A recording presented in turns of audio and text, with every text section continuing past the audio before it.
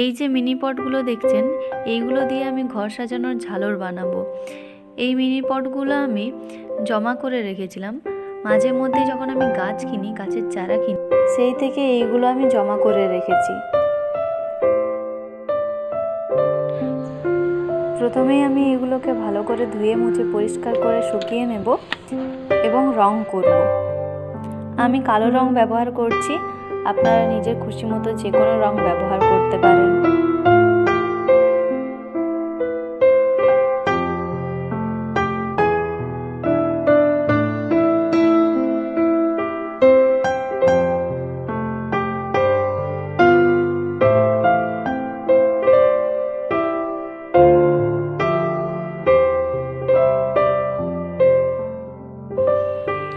কালো রং শুকিয়ে যাওয়ার পর এরপর আমি সাদা রং দিয়ে ডট ডট বা ববি প্রিন্ট এঁকে নেব।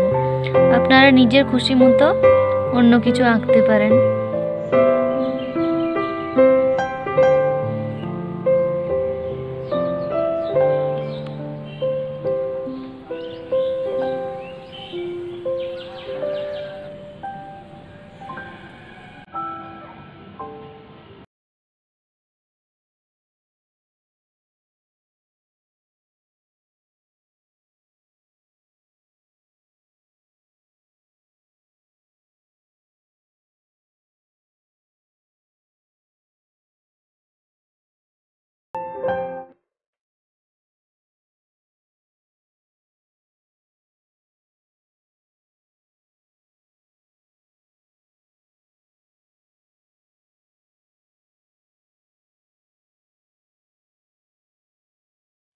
সাদা রং করা কমপ্লিট হয়ে গেলে এইগুলো আমি কিছুক্ষণের জন্য শুকোতে দেব।